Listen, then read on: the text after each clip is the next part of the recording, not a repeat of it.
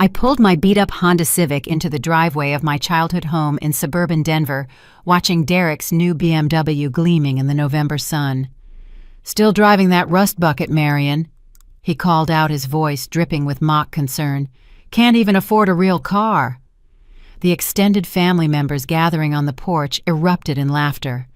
My mother Grace emerged from the front door, her perfectly styled hair catching the light as she suggested, "Maybe you should ask your cousin Bradley for a job at his firm, sweetheart." My phone vibrated against my leg, displaying a message that made my lips curve slightly. "ETA 5 minutes, Ms. Johnson." Everything was about to change. The warmth of my childhood home felt suffocating as I stepped inside, immediately sensing something orchestrated in the way everyone had arranged themselves in the living room. 23 family members sat in a perfect semicircle, their faces wearing identical expressions of false concern, mixed with barely concealed smugness. "Marion, sweetie, please sit down." Grace guided me to a single chair positioned at the center like a defendant at trial. My stomach tightened as I recognized the setup, but I complied, curious to see how far they would take this performance. Lauren, my younger sister, stood up with her laptop, connecting it to the 65-inch television Thomas had installed last Christmas. "We need to talk about your life choices." She began clicking to reveal a PowerPoint presentation titled, "Saving Marion an Intervention." The first slide displayed a photo of me from 3 years ago in my corner office at Henderson Corp, wearing a designer suit. The next showed me last month at the grocery store in jeans and a faded sweater. "This is what we're dealing with," Lauren announced, as if presenting evidence of a crime. My Uncle Robert cleared his throat, pulling out his phone. "I want to show you something, Marion." He turned the screen toward me, revealing a WhatsApp group chat named Saving Marion, with 47 messages from the past week. "We've all been worried, discussing how to help you get back on track." Each family member had contributed their observations. Aunt Patricia's message read, "Saw her buying generic cereal brands. Heartbreaking." Cousin Bradley had written, "Offered her networking opportunities 3 times. She keeps declining. Classic self-sabotage." Derek leaned forward in his leather jacket, the price tag accidentally still attached to the sleeve. "Look, sis, we get it. Some people peak early. You had your moment at that corporate job, but not everyone can maintain success." He gestured around the room. "That's why we're here. Family supports family." Patricia stood next, producing a manila folder thick with papers. "I've taken the liberty of printing job listings," she announced, fanning out pages across the coffee table. Each position was highlighted in yellow: entry-level administrative assistant, retail associate, call center representative. "These all offer health insurance after 90 days. The humiliation burned through my chest, but I kept my expression neutral, watching each person reveal their true nature. My father Thomas sat silently in his recliner, his eyes fixed on a point just past my shoulder. His disappointment radiated across the room without him saying a word. "I've spoken to HR at my company," Bradley interjected, smoothing his tie with manicured fingers. "There's a receptionist position opening next month, $35,000 a year, which should be enough for a modest lifestyle. You'd be working under me, but I promise to keep things professional." Grace clasped her hands together as if in prayer. "We've also discussed your living situation. That studio apartment in downtown Denver, paying rent when you could move back home. Your old room is exactly as you left it. Well, I did convert part of it to my craft space, but we can make it work." Lauren clicked to another slide showing my LinkedIn profile with 0 recent updates. "You haven't posted about professional development in 3 years. In today's economy, that's career suicide." She turned to face me directly. "When was the last time you attended a networking event, went to a conference, updated your certifications?" "Remember when she was regional sales director?" Derek added, shaking his head. "6-figure salary, company car, expense account. Now look at her, still wearing clothes from college." He pointed at my sweater, a comfortable gray cardigan I'd owned for years. My phone buzzed again. "Approaching Denver airspace, Ms. Johnson. Legal team confirming all documents prepared." I slipped it back into my pocket without checking the screen, maintaining eye contact with each family member as they dissected my life. Robert stood up, assuming what he considered an authoritative pose. "Marion, we've created a life improvement plan. 6 months of family support, including financial literacy classes that Patricia will teach, career coaching from Bradley, and social media training from Lauren. Derek has offered to help you trade in that embarrassment of a car for something more respectable." Something that won't break down on the highway, Derek added with a laugh that encouraged others to join in. Patricia pulled out another folder. I've also researched government assistance programs you might qualify for. Food stamps, heating assistance, maybe even some job training grants. There's no shame in needing help. The irony of her words nearly broke my composure. Patricia, who had been borrowing money from Grandma Eleanor for years with no intention of repayment, lecturing me about government assistance. I filed away every comment, every revealing moment of their characters. "We've scheduled this intervention because we love you," Grace said, though her eyes remained cold. "Watching you struggle, pretending everything is fine when we can all see you're drowning, it breaks a mother's heart." Lauren advanced to her final slides, each one documenting my decline through social media analysis. Fewer restaurant check-ins, no vacation photos wearing the same outfits in multiple pictures. "The data doesn't lie," she concluded. "You're in a downward spiral, and without intervention, who knows where you'll end up." Bradley stood for his closing argument. "Marion, you were always the smart one. Top of your class scholarship to University of Colorado, fast-track promotion at Henderson Corp. But somewhere along the way, you lost it. Maybe it was the broken engagement, maybe burnout, maybe just bad choices. The reason doesn't matter now. What matters is accepting help." They all stared at me expectantly, waiting for tears, gratitude, or argument. Instead, I noticed details they'd missed in their performance. Bradley's Rolex was fake, the weight and movement wrong. Derek's BMW keys had a rental company tag he'd tried to hide. Patricia's designer handbag showed telltale signs of a knockoff. "Thank you all for your concern," I said, finally, my voice steady. "This must have taken considerable planning." "We used a shared Google Doc," Lauren said, proudly missing my tone entirely. "Everyone contributed their observations and suggestions. Even second cousins sent input." My phone displayed another message. 3 minutes out, Charlotte confirms she's in position. I stood slowly looking at each face around the room. They'd shown me exactly who they were, confirmed every suspicion I'd harbored for years. The real test was about to begin. "Before we continue," Grace said quickly, "we have one more surprise to really drive home what you're missing in life. Someone who represents the success and stability you could have had." The doorbell rang with perfect timing, and my stomach dropped as I realized their ambush had another layer. Grace practically skipped to the door, her smile widening as she prepared to deliver what she clearly considered the killing blow to my dignity. Grace swung open the front door with theatrical flair, stepping aside to reveal the last person I expected to see at this orchestrated humiliation. Ryan walked in, his hand protectively placed on the lower back of a very pregnant woman whose diamond ring caught the afternoon light streaming through the windows. "Everyone, you remember Ryan," Grace announced triumphantly, "and this is his lovely wife, Stephanie." The room erupted in warm greetings, as if they'd all been waiting for this moment. Ryan's sandy hair was styled differently now, slicked back in a way that aged him 5 years, but probably impressed his corporate clients. Stephanie glided in wearing a cream-colored maternity dress that whispered expensive with every movement of its fabric. "Marion?" Ryan said, his voice carrying that condescending gentleness people use with elderly relatives. "It's good to see you again." I remained standing, watching as they chose seats strategically across from me, positioning themselves as the picture of success against my supposed failure. Stephanie's hand rested on her belly in that unconscious way expectant mothers do her French manicure, perfectly maintained. 8 months along. Grace supplied helpfully, beaming at them as if they were her own children. Ryan was just promoted to senior partner at Mitchell & Associates, youngest in the firm's history. The room filled with congratulations while my mind traveled back 3 years to the night everything changed. But they didn't know about the 18 months that followed my disappearance from their radar, the real reason I'd walked away from everything they thought mattered. "Marion and Ryan were engaged once," Patricia stage whispered to Stephanie, as if I wasn't standing right there. "Before her, difficulties began." Stephanie's eyes swept over me with practiced assessment, taking in my thrift store sweater and comfortable jeans. Her lips pursed slightly before forming a sympathetic smile. "Ryan's told me so much about you. It must be hard seeing how different things could have been." "Actually," Ryan interjected, pulling out his phone, "I wanted to mention something. We have several positions opening at the firm, entry-level but solid opportunities. I could put in a word, help you get back on your feet." Derek laughed from his corner. "From almost marrying a senior partner to maybe being his secretary, life comes at you fast. It's accounts receivable, actually, Ryan corrected, missing or ignoring the cruelty in Derek's comment.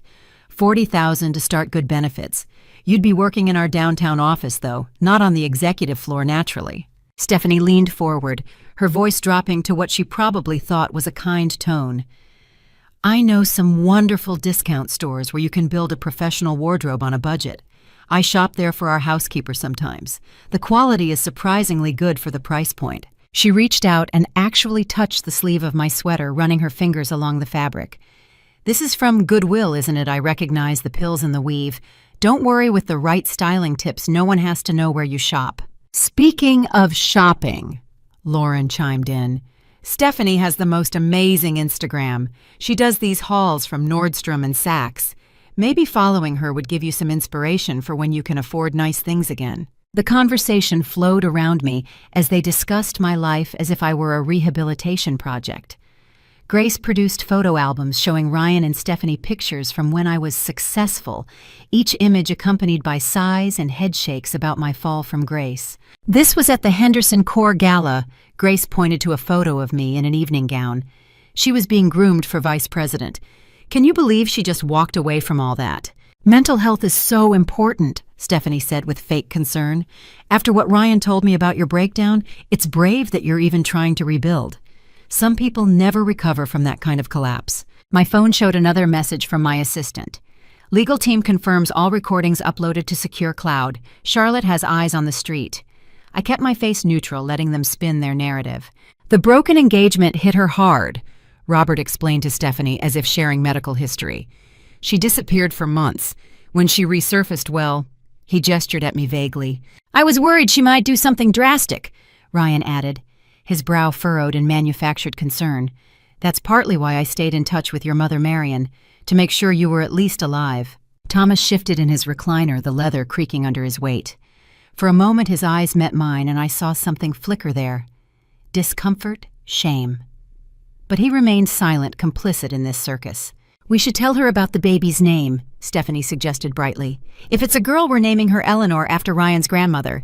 She was such an inspiration, building her own business empire from nothing. The irony of her words hit me like a physical blow.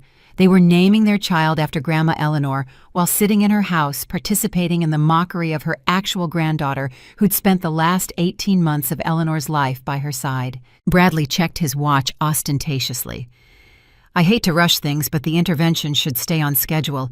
We still have the financial planning portion to cover. Of course, Ryan agreed, standing up to shake Bradley's hand. I just wanted Marion to know she has options. Sometimes seeing people who've made better choices can be motivating. The firm's holiday party is next month, Stephanie added. Partners and their spouses only naturally, but maybe Ryan could get you a catering position. The company that handles it is always looking for servers. Patricia clapped her hands together. What a wonderful idea. Service industry work is honest, and tips can really supplement income. My fingers traced the edge of my phone as another update arrived. Helicopter fueled and ready. ETA 90 seconds. The room continued their dissection of my failures, comparing them to Ryan's success, but my mind was elsewhere. 3 years ago, I hadn't just left a corporate job and a fiancé. I'd discovered something that changed everything. Something that led me to those long nights in hospital rooms, to conversations with lawyers in Singapore, to decisions that would soon shatter every assumption in this room. Remember when you two would plan your future? Grace asked Ryan wistfully. The house in Cherry Hills, the vacations to Europe, the charity galas. Stephanie and I just closed on a place there, actually, Ryan supplied. 6 bedrooms, pool, tennis court. The American dream realized. Derek snorted. Meanwhile, Marion's living the American nightmare in that studio apartment. How the mighty have fallen. We all make choices, I said quietly, my first words since Ryan's arrival. The room fell silent for a moment before Stephanie filled it with nervous laughter. Exactly. And it's never too late to make better ones. Ryan's offer stands Marion. Think about it. Lauren pulled up something on her laptop. Actually, I found Marion's old wedding Pinterest board. Look at all these dreams she had. The Vera Wang dress, the Aspen venue, the $100,000 budget. Now look at her. They passed around Lauren's laptop, each person making sympathetic noises at my former aspirations. What they didn't know was that I'd deleted that board myself along with every other remnant of the person they thought I should be. It must be hard, Stephanie continued, seeing everyone move forward while you're stuck. But that's why family interventions work. Admitting you need help is the first step. Grace nodded enthusiastically. Ryan and Stephanie have offered to mentor you, Marion. Maybe having successful people in your life will inspire better choices. We could do monthly check-ins, Ryan suggested. Review your progress help with goal setting. Consider it life coaching from people who've actually achieved something. The condescension dripped from every word, but I focused on the sound growing louder outside, the rhythmic beating that would soon interrupt their carefully planned degradation. My phone lit up one final time, beginning descent. Before we move on, Grace said, standing with purpose, there's something else we need to discuss. Something about family legacy and your future Marion, or what's left of it. She looked meaningfully at Robert, who produced a leather folder from beside his chair. The real reason for this gathering was about to surface, and I could see the greed barely concealed behind their concerned facades. Robert stood with the authority of a man about to deliver a closing argument. The leather folder in his hands containing documents I could see were marked with legal seals. The entire room shifted their attention from Ryan and Stephanie to this new act in their carefully orchestrated performance. Marion, we need to discuss Grandma Eleanor's estate. Robert began, his voice taking on what he probably thought was a professional tone. As you know, she passed 6 months ago, and there are matters that require immediate attention. I watched him lay out papers across the coffee table, each one positioned deliberately for maximum impact. Property deeds, tax assessments, financial statements, all bearing Eleanor's name and various dates from the past 2 years. The family ranch in Aspen alone has property taxes exceeding $50,000 annually. Patricia jumped in her calculator, already out. Then there's the maintenance, the staff salaries, the insurance. It's hemorrhaging money. Bradley leaned forward, his fake concern almost convincing. Given your current financial situation, Marion holding on to your portion would be catastrophic. You'd be underwater within months, probably forced into bankruptcy. Which is why, Robert continued smoothly, we've prepared a solution that protects everyone's interests, especially yours. He produced a stack of documents with colorful tabs marking signature lines. The top page read, Transfer of Interest and Power of Attorney, in bold letters. I noticed the date had been filled in already, assumptively marked for today.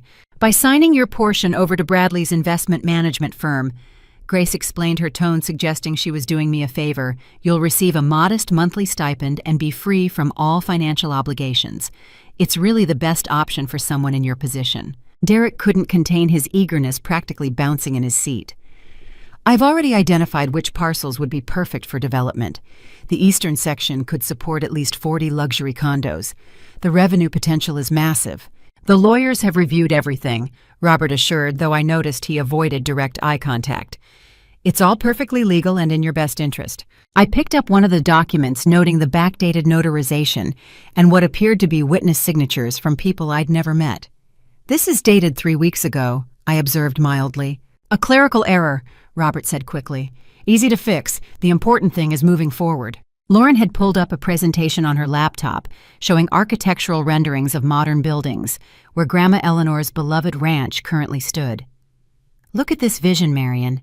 Instead of an old ranch that's falling apart, we could have a thriving community generating income for the family.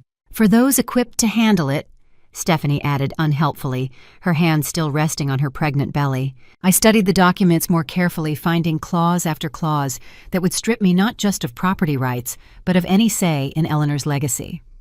Hidden in the legal language were provisions that would retroactively validate any actions taken by other family members regarding the estate. When did you all decide this? I asked quietly. Thomas shifted uncomfortably in his chair, but remained silent. Grace answered for the group. We've been discussing it since the funeral.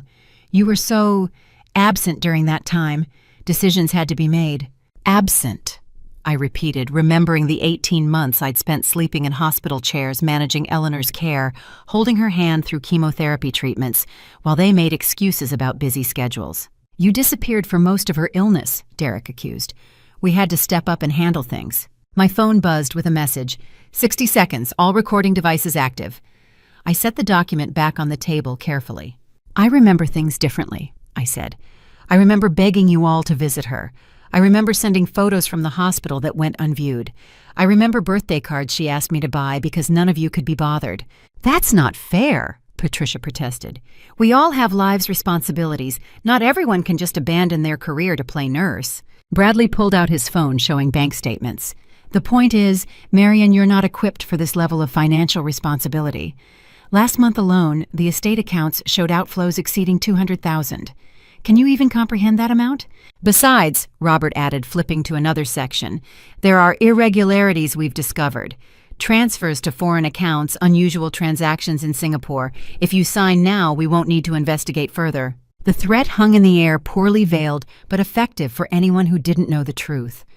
I thought of Eleanor's last words to me in that sterile hospital room, her frail hand gripping mine with surprising strength.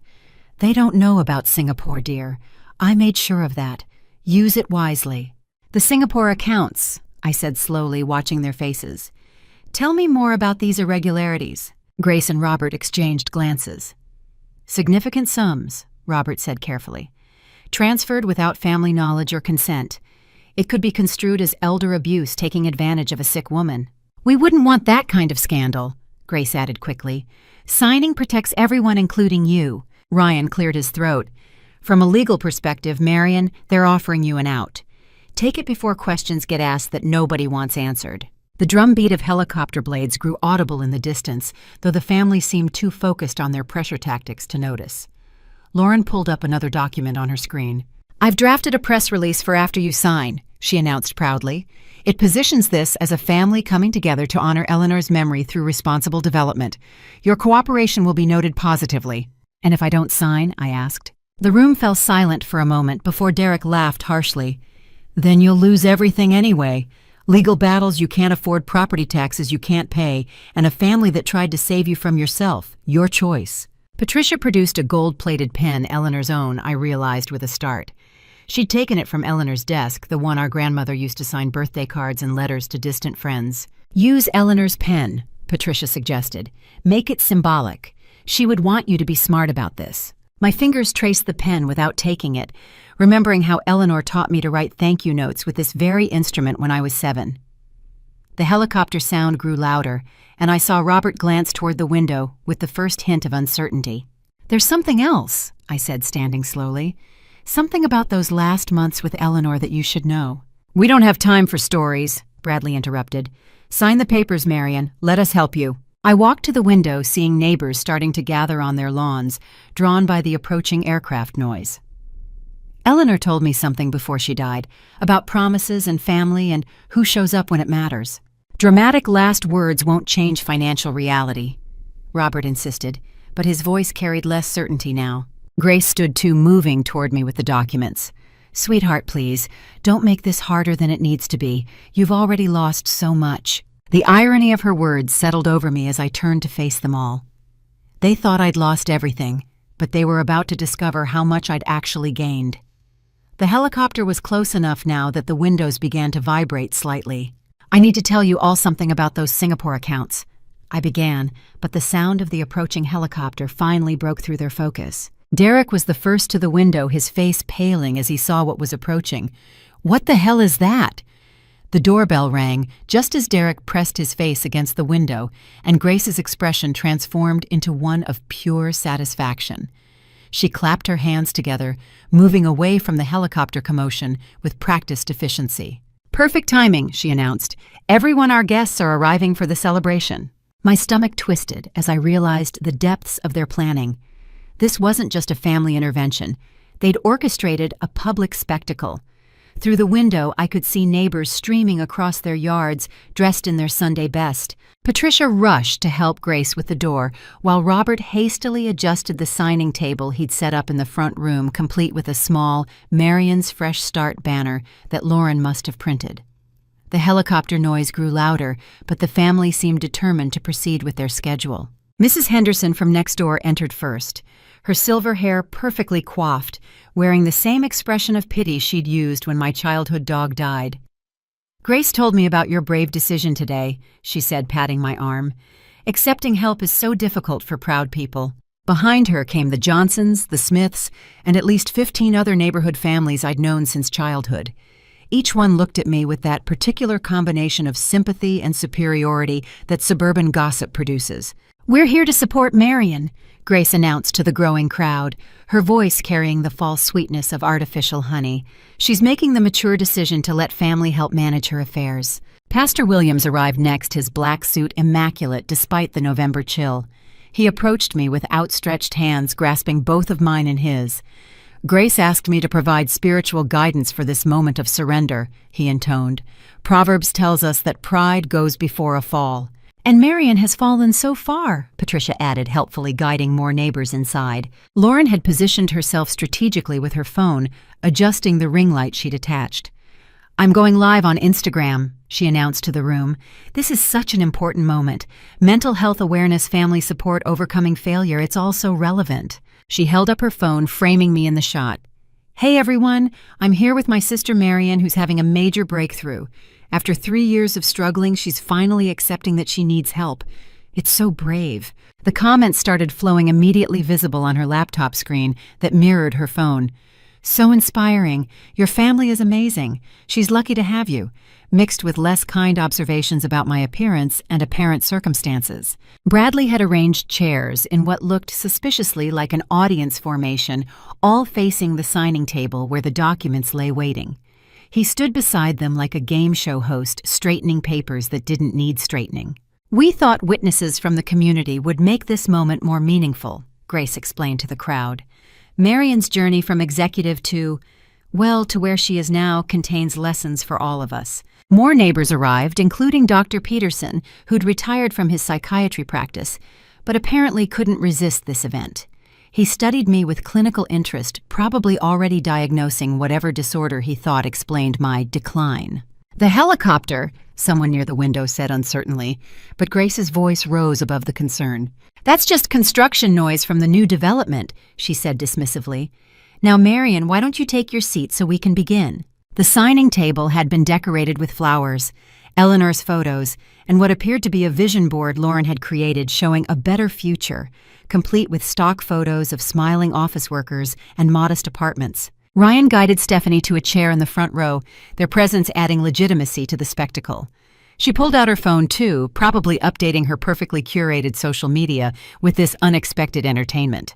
"Marion's story is one of riches to rags," Robert began, addressing the crowd as if delivering a keynote.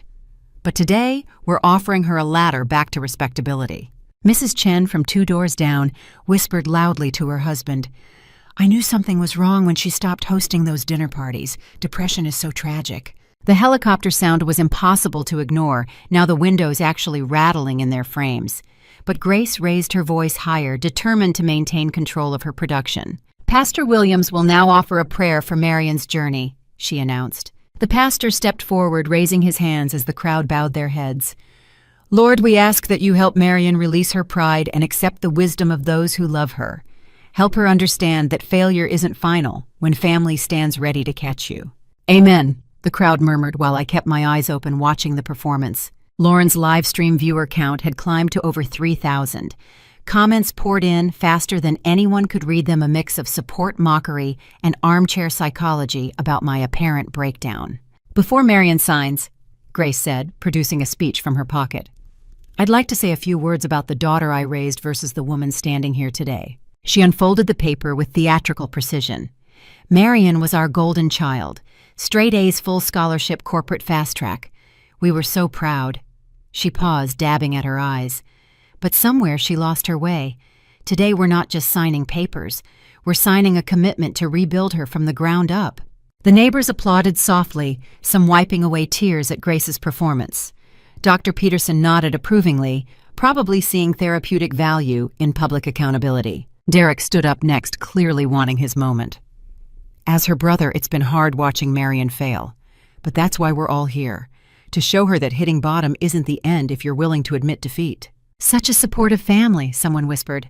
Patricia waved the golden pen again. "Marion, the whole neighborhood is here to witness your fresh start. Don't let pride keep you from accepting help." The helicopter was definitely directly overhead now, the sound making it hard to hear. Several neighbors had moved to the windows, pointing at something outside. But the core group around the signing table remained focused on their mission. "I think," I said, having to raise my voice over the noise, "everyone should know the truth about those Singapore accounts." "Not now," Robert said sharply. "Sign first, stories later." But I continued standing, despite their attempts to guide me back to the chair. Grandma Eleanor set them up for a specific purpose. She told me about them during one of our late nights at the hospital.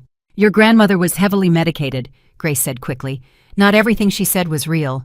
The living room windows were now vibrating consistently.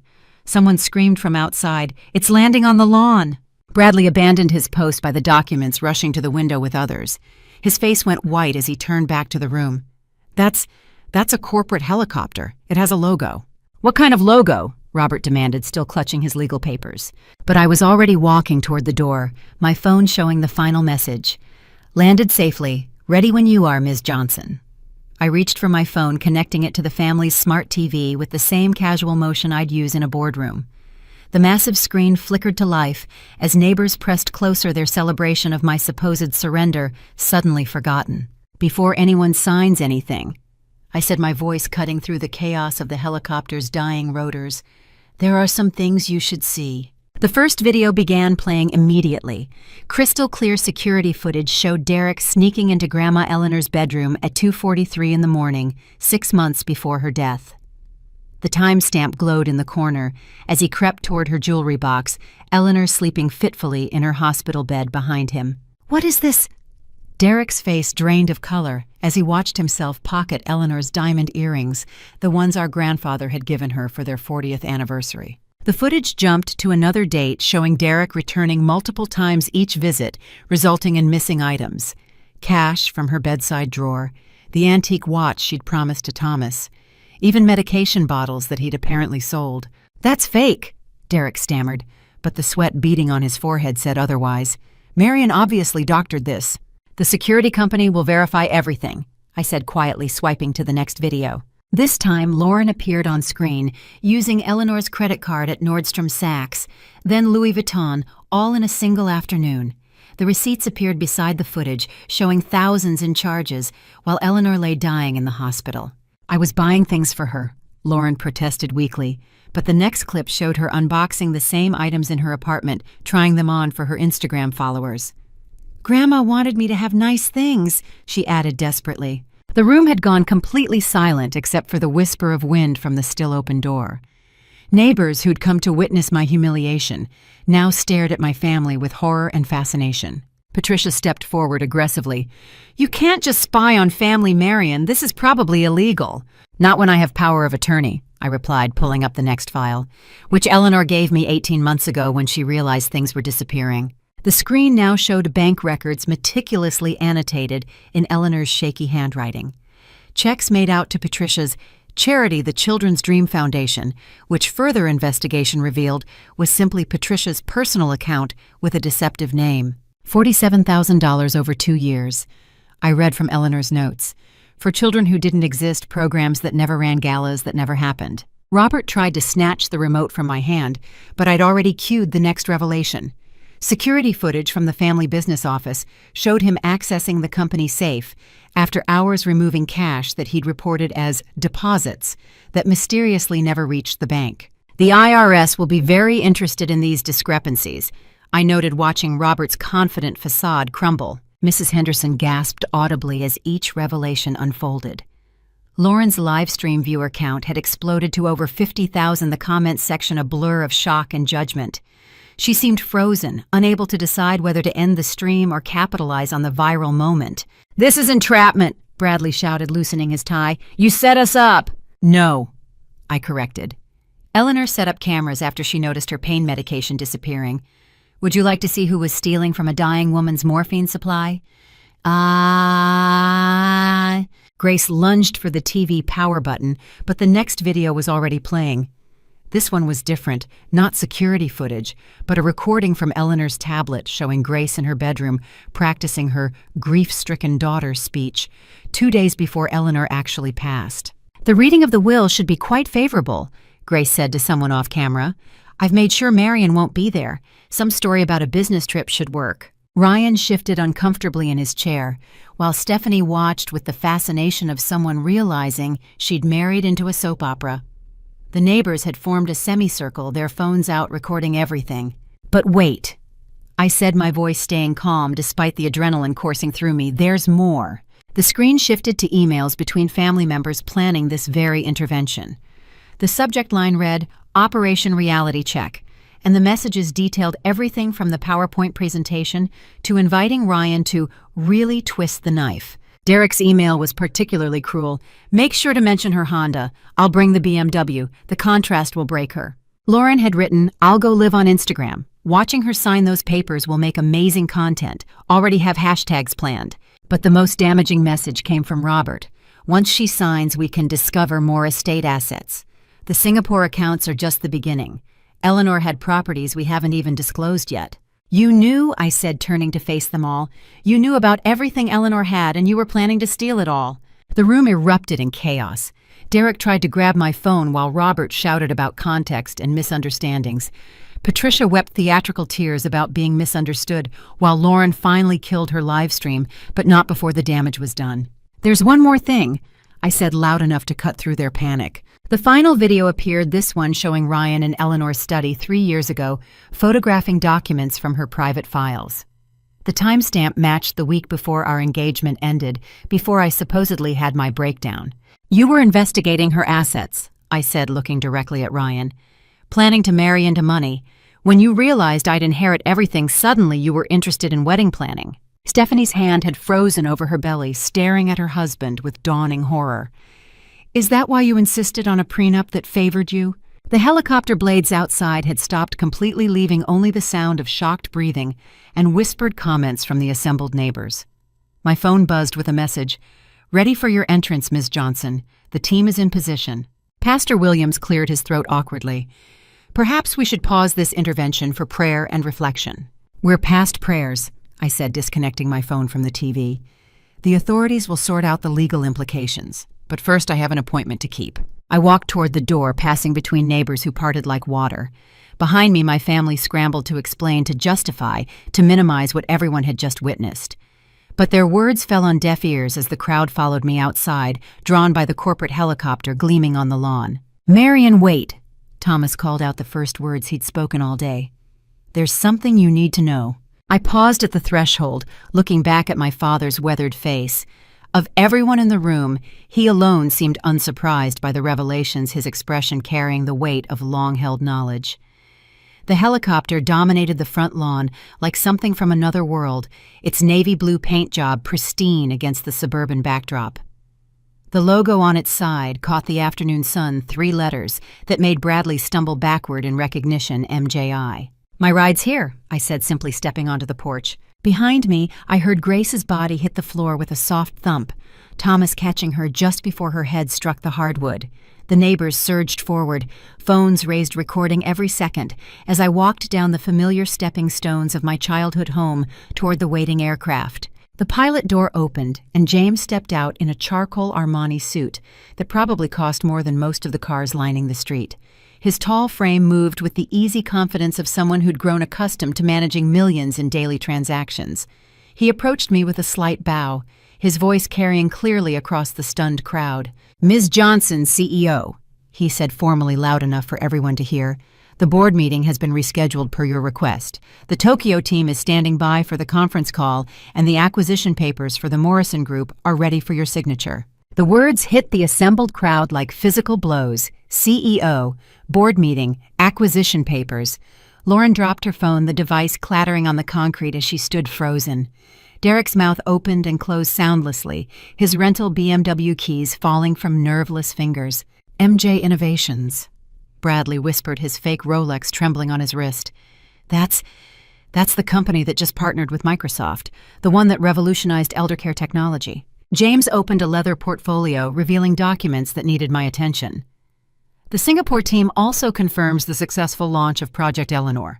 First quarter projections exceed $2 billion in revenue. Project Eleanor. Patricia's voice cracked. Marion, what is this? I turned back to face them, my family clustered in the doorway like refugees from their own catastrophe. 3 years ago, I made a choice. While you all schemed and stole, I built something that would have made Eleanor proud. Mrs. Henderson pushed through the crowd, but instead of the pity she'd worn earlier, her face showed something entirely different, pride maybe, or recognition of a secret long kept. The Times wants to reschedule your interview. James continued, his professional demeanor never wavering. "They're particularly interested in your story about building a billion-dollar company while caring for your grandmother." Billion! The word rippled through the crowd like wildfire. Did he say billion? I looked at my Honda Civic parked exactly where I'd left it, next to Derek's rented status symbol. I kept driving that car to see who would judge me for it. Every thrift store outfit, every generic brand purchase, every declined invitation to expensive restaurants, they were all tests. And every one of you failed. Lauren had found her phone and was frantically Googling MJ Innovations. Her face went white as she read, "Founded 3 years ago by mysterious CEO who refuses public appearances, valued at $4.7 billion after latest funding round." "That's impossible." Robert sputtered, his embezzled thousands suddenly pathetic in comparison. "You were broke, living in that studio apartment." "The apartment is my executive crash pad," I corrected. "I own the entire building, converted it to affordable housing for elder care workers." Another thing Eleanor would have loved. Stephanie had backed away from Ryan, her designer maternity dress suddenly seeming like costume jewelry compared to the reality before her. "You knew," she accused him. "You knew who she really was." Ryan's face had gone gray, his senior partner position shrinking to insignificance. "I suspected something during our engagement. The late nights, the mysterious calls. I thought she was cheating." "So you went through Eleanor's files looking for evidence," I finished. "Found her financial records instead. Decided to lock me down before I inherited." The neighbors were recording everything, live streaming to Facebook, Twitter, Instagram. Within minutes, the story would be everywhere. The family who tried to humiliate their successful daughter only to discover she was wealthier than all of them combined. Grace had recovered enough to stand Thomas supporting her weight. Her perfect hair was mussed, her face pale beneath the carefully applied makeup. "Marion, sweetheart, we didn't know." "Exactly," I said. "You didn't know because you didn't care to know. Too busy calculating what you could take to notice what I was building." James cleared his throat politely. "Ms. Johnson, the senator, is holding on line 1. She wants to discuss the health care initiative you proposed." "Which senator?" someone in the crowd asked. "Warren," James replied casually. "They've been corresponding about elder care reform for 6 months." I walked back toward my family one last time, stopping just outside their reach. "Every night I spent with Eleanor, she told me stories about each of you. How Robert started skimming from the family business at 17. How Patricia's fake charity was inspired by Grace's similar scheme decades ago. How Derek learned to lie before he could properly walk. Each accusation landed like a physical blow, stripping away their pretenses. "But you, Thomas," I said, looking at my father. "She said you were different once, before you let them change you, before you chose silence over integrity." Thomas's weathered face crumpled slightly. "Mary and I—" "The offer to join my board stands," I continued, "but only if you're ready to find your backbone again." I turned back to the helicopter, where James had positioned a small step to help me board. The crowd parted, creating a clear path lined with recording phones and shocked faces. "Wait!" Derek called desperately. "What about the family? What about the estate?" "Eleanor's real will leaves everything to her true daughter of the heart," I said without turning around. "Her words, not mine. Robert can explain the legal implications of trying to forge documents to steal from her actual heir." As I reached the helicopter, Bradley made one last attempt. "Marion, we're family. Surely you can forgive." "I learned forgiveness from Eleanor," I interrupted. "But she also taught me that forgiveness doesn't mean accepting abuse. It means moving forward without the weight of other people's cruelty." I climbed into the helicopter, the leather interior, a stark contrast to the suburban drama playing out below. Through the window I could see my family huddled together, their intervention transformed into their own public reckoning. Lauren was already trying to spin the narrative on her phone, probably crafting posts about her successful sister and their close relationship. The neighbors had formed discussion clusters, the gossip mill already churning at full speed. As the pilot began the startup sequence, I pulled out my phone to check the flood of messages. CEOs, partners, investors, all wondering if the mysterious Marion Johnson had finally decided to go public with her story. But first there was something else to handle. A promise made in a hospital room to a dying woman who'd seen through everyone's facades and chosen to trust the one person who'd loved her without calculation. The helicopter blades began to spin, drowning out whatever words my family was shouting from below. Through the window, I saw Thomas break away from the group, walking toward the aircraft with purpose, despite Grace's attempts to hold him back. He stood just outside the rotor wash, his gray hair whipping in the wind, and for the first time in years, I saw the man Eleanor had once described. The one with principles before compromise became easier than conflict. As we began to rise, I watched my childhood home shrink below the assembled crowd, looking like ants around a disturbed hill. The intervention had become something else entirely, a revelation, a reckoning, a rebirth. But there was still more to come. Eleanor had made sure of that planning for contingencies I was only beginning to understand. The helicopter banked over Denver as memories flooded back, each one as clear as the city sprawling below. I closed my eyes, letting the past wash over me, while James fielded calls and the pilot navigated toward our downtown destination. 3 years ago, I'd stood in Presbyterian St. Luke's Hospital, watching Eleanor sleep fitfully in her bed. The oncologist had just delivered news that shattered our family's carefully maintained illusions: stage 4 pancreatic cancer, maybe 6 months if we were lucky. But when I'd called Derek, he'd said he had a golf tournament. Lauren was at a Fashion Week event. Grace claimed a migraine. So I'd made a decision that changed everything. "I'll be taking leave from Henderson Corp," I'd told my boss the next morning. "Family emergency." He'd warned me about career suicide, about losing my momentum, about how women who stepped off the corporate ladder rarely climbed back on. But Eleanor's frightened eyes haunted me more than any corner office ever could. Those first weeks were the hardest. I'd moved into Eleanor's guest room, learning to navigate medical equipment and medication schedules. During the long nights when pain kept her awake, we'd talk. Really talk, not the surface pleasantries of family gatherings, but deep conversations about life, regret, and dreams deferred. "I started a business once," she'd told me, one 3 a.m. morphine making her tongue loose. "Before I married your grandfather. Had patents and everything." "What happened?" I'd asked, adjusting her pillows. "The 1950s happened. Women didn't run companies then, so I sold the patents, married well, and watched men get rich off my ideas." Her eyes had sharpened despite the drugs. "Don't make my mistakes, Marion." The helicopter touched down on the MJ Innovations building, jerking me back to the present. Through the window, I could see my executive team assembled on the helipad, their faces carefully neutral, despite the chaos they'd undoubtedly witnessed online. "The video from the intervention has gone viral," Sarah, my CFO, said as I stepped out. 20 million views and climbing. Legal wants to know if you want to pursue defamation charges." "Later," I said, moving toward the executive elevator. "First, pull up the Project Eleanor files. All of them." The elevator descended into the building I'd purchased with Eleanor's Singapore funds, every floor representing a dream she'd never been allowed to pursue. The patents she'd mentioned that night, I'd tracked them down, discovered they'd been the foundation for 3 major medical device companies. The ideas she'd sketched on napkins during chemo, they'd become our core products. "Marion," Eleanor had said during what we didn't know would be our last lucid conversation, "I need to tell you about Singapore." She'd built a secret empire slowly, carefully over decades. Every time Robert skimmed from the family business, she'd matched it in hidden investments. Every cruel comment from Grace, every dismissive gesture from her grandchildren had fueled her determination to leave a legacy they couldn't touch. "But I'm leaving it to you," she'd whispered, her hand paper thin in mine. "Because you're the only one who sees me as a person, not a bank account." The memories blurred together, filing patents while she slept, coding prototype software on my laptop beside her bed, conducting investor calls from hospital corridors.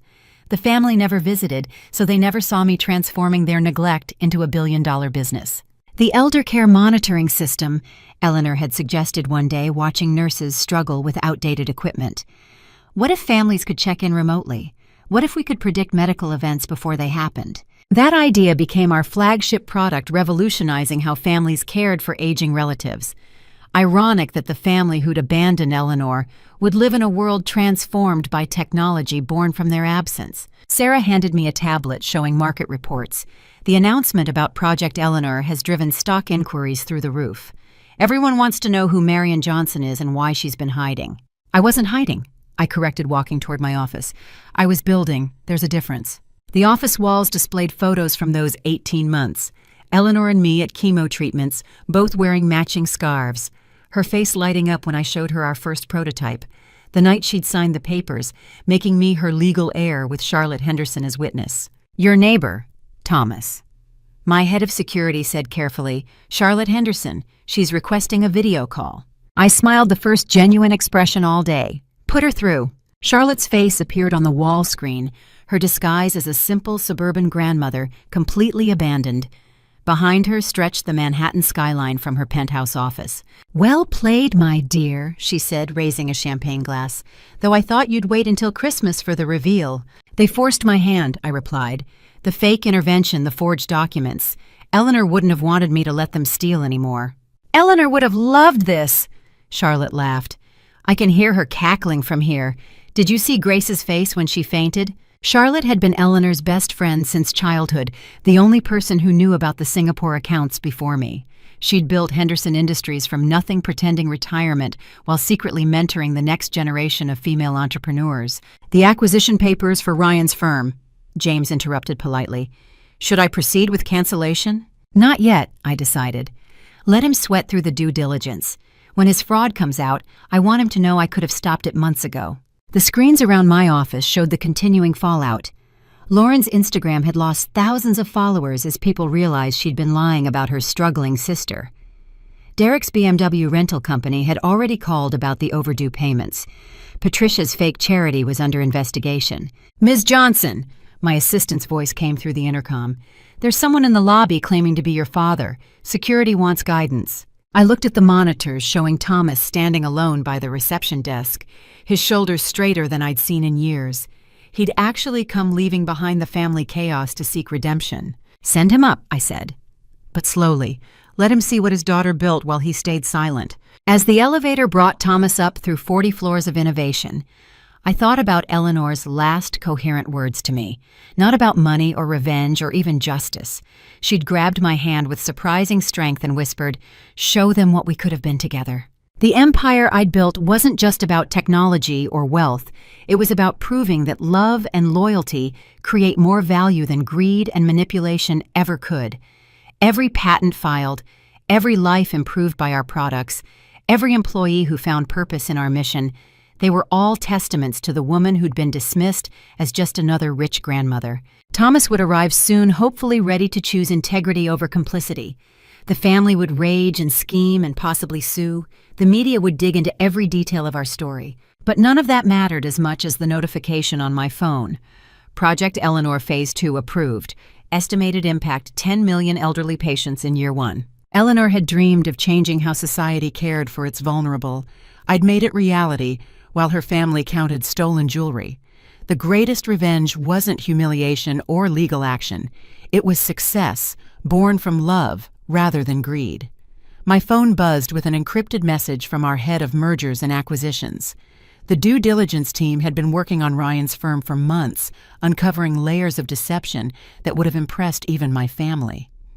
I pulled up the acquisition documents on the main screen, each page revealing another thread in his web of lies. "Mitchell & Associates Purchase Agreement," the header read, followed by a proposed $50 million valuation that we both knew was fantasy. The real numbers buried in forensic accounting reports told a different story, a company drowning in debt propped up by fraudulent client accounts and phantom billables. James knocked and entered, carrying a leather folder. "Ms. Johnson, Ryan Mitchell is in the building. He says it's urgent." "Of course it is," I murmured, remembering how he'd sat in my childhood home just hours ago, proud of his pregnant wife and corner office. "Show him to conference room C, the one with glass walls." I wanted witnesses for whatever desperate play he was about to attempt. The intervention had been public humiliation. This would be a private reckoning. The acquisition documents painted a clear picture. Ryan had been kiting checks between client accounts for 2 years, using new investments to pay off old obligations. Classic Ponzi behavior hidden behind legal jargon and confident handshakes. Our forensic team estimated he was 90 days from bankruptcy, maybe less if key clients discovered the truth. "Pull up the securities footage from my laptop," I told Sarah. "December 15th, 3 years ago, the night I ended our engagement." The screen flickered to life, showing Ryan in Eleanor's study at 2 in the morning. He'd thought I was asleep, exhausted from managing Eleanor's care. The infrared camera captured him photographing her private documents, focusing on bank statements and property deeds. "He found references to Singapore," Sarah observed. "Started planning how to access the accounts through marriage. But he missed the most important detail," I said, freezing the frame where he'd overlooked a crucial document. "The trust specifications. Everything required Eleanor's direct consent, not just marriage to her heir. Through the glass walls of conference room C, I watched Ryan pace like a caged animal. His sandy hair was disheveled, his tie loosened.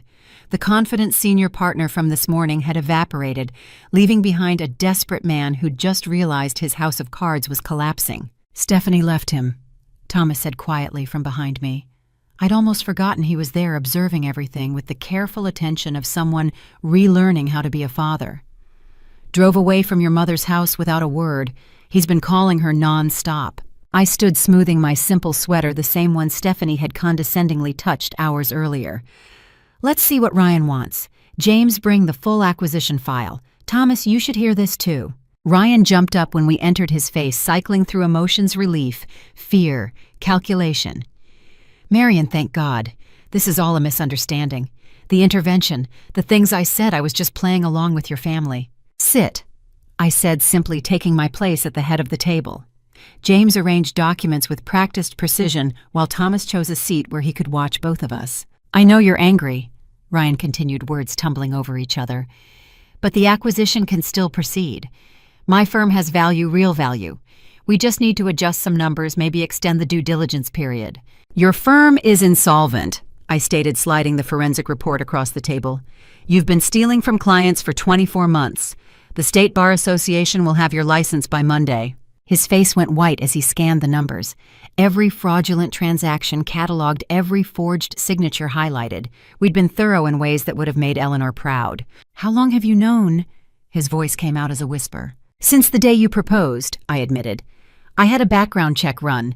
Standard procedure for someone marrying into Eleanor's estate. Imagine my surprise when irregularities appeared." "But you said yes," he protested. "We planned a wedding." "I said yes to see how far you'd go," I corrected. "Every vendor you hired, every venue you booked, you paid with embezzled funds. The engagement ring purchased with Mrs. Morrison's retirement account." I pulled up another document, this one showing wire transfers.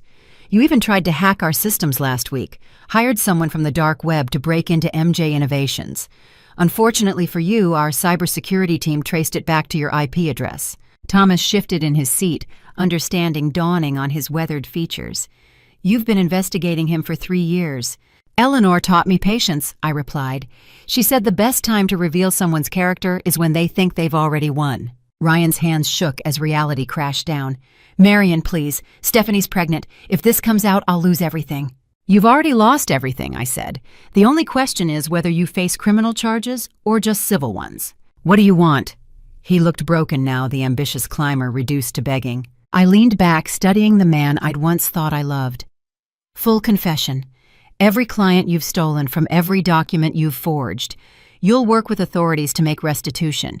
In exchange, I won't pursue the cyber terrorism charges for attempting to hack my company." "Cyber terrorism?" He laughed bitterly. "That's extreme." "You tried to access medical records of nursing home patients," I reminded him. "Elderly, vulnerable people whose data we protect. The FBI takes that seriously." James produced another folder, this one containing a drafted confession. Every crime detailed, every victim named, the kind of document that would end a legal career but might keep him out of federal prison. "Your wife needs stability right now," I added. "Sign this, cooperate fully, and maybe you can rebuild something honest for your child." Ryan stared at the confession like it was written in blood. "You planned this whole thing, the helicopter, the reveal, everything. You wanted us all to destroy ourselves publicly." "No," I said firmly. "I wanted to care for my grandmother in peace. You all chose to make it a spectacle. I simply refused to be your victim." He picked up the pen with trembling fingers, then paused. "What happened to you, Marian? You used to be kind." "I'm still kind," I assured him. "Kind enough to offer you a path to redemption instead of just destruction. That's more than you offered me when you thought I was poor." The signature came in broken strokes, each letter sealing his fate. When he finished, James collected the documents with clinical efficiency. Ryan slumped in his chair, suit-wrinkled, dreams shattered. "Stephanie doesn't deserve this," he said quietly. "No, she doesn't," I agreed, "which is why I've offered her a position running our Family Crisis Foundation. She'll help other women who discovered their lives were built on lies." His head snapped up. "You spoke to my wife. She called during your drive here," I revealed. "Smart woman, already filing for divorce, protecting assets for the baby. She'll be fine. Better than fine, actually." Thomas spoke for the first time since entering the room. "You're giving his pregnant wife a job after what he did. Eleanor believed in breaking cycles, I explained. Stephanie and that baby didn't choose Ryan's crimes. They deserve a fresh start. Ryan stood on unsteady legs, looking older than his 34 years. I really did love you once, before I knew about the money. Maybe, I conceded.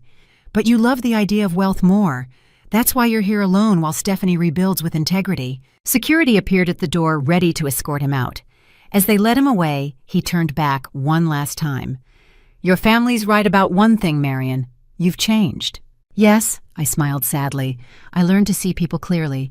Eleanor's final gift. The conference room fell silent after his departure. Thomas stared at the abandoned chair, while James efficiently filed the confession documents. Another predator exposed another schemer facing consequences. The Morrison Group acquisition, James prompted. Cancelled, I confirmed. Notify the sellers that we've discovered irregularities. Recommend they audit their accounts immediately. My phone showed 17 missed calls from various family members, each probably processing the viral intervention video differently. But there was also a message from Stephanie. Thank you for the job offer. My baby will grow up knowing integrity matters more than appearances. He was right about one thing, Thomas said quietly. You have changed. The Marion I knew would have forgiven him, given him another chance. The Marion you knew hadn't watched her grandmother die while family members stole from her, I replied. Hadn't built something beautiful from grief and abandonment. Hadn't learned that forgiveness without accountability just enables more harm. I stood looking out at the Denver skyline. Somewhere out there, Ryan was driving home to an empty house. My family was scrambling to control a narrative that had already escaped them.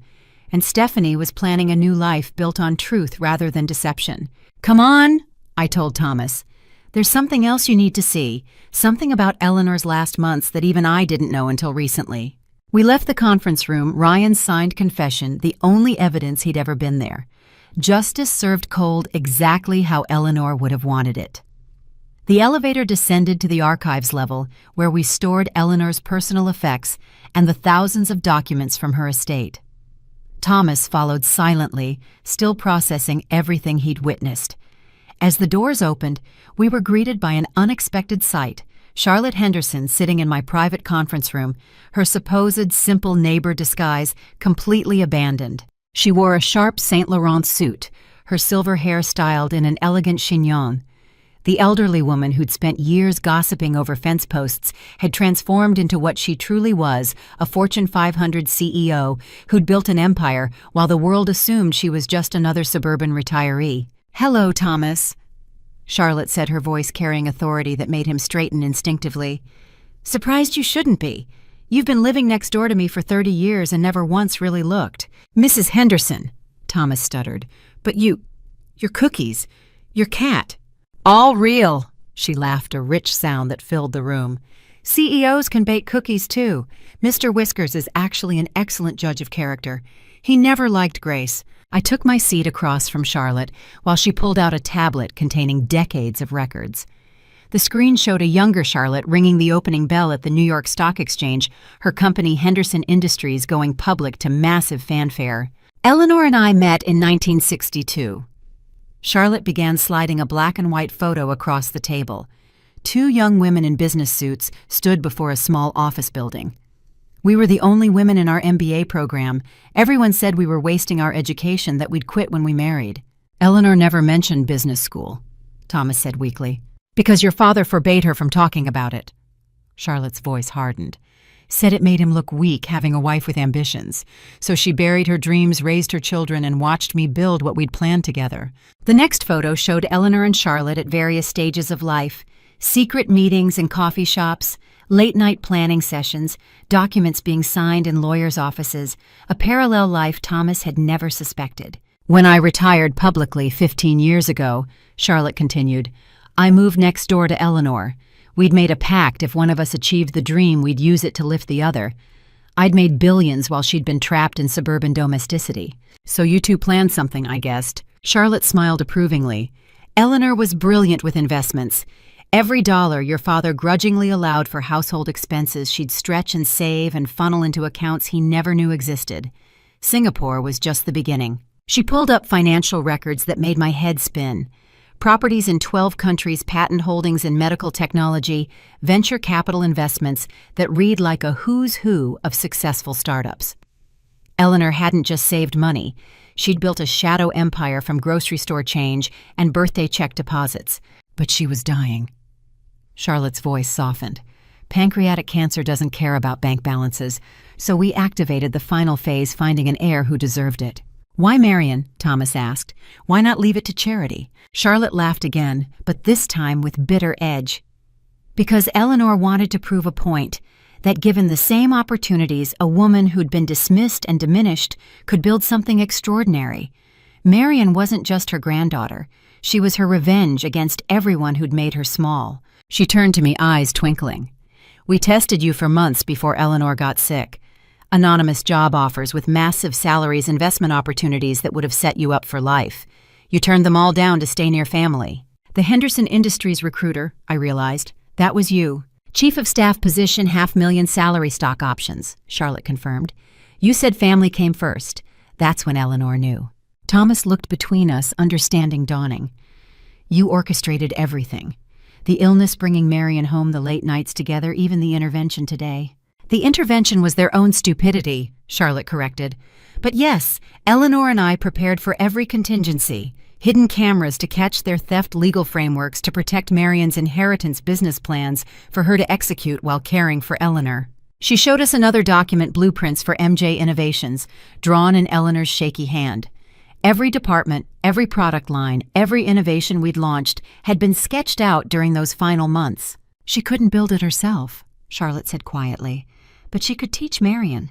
Every story about her failed business attempts, every idea she'd shelved, every innovation she'd dreamed, they all became Marion's blueprint." "The elder care technology," I breathed.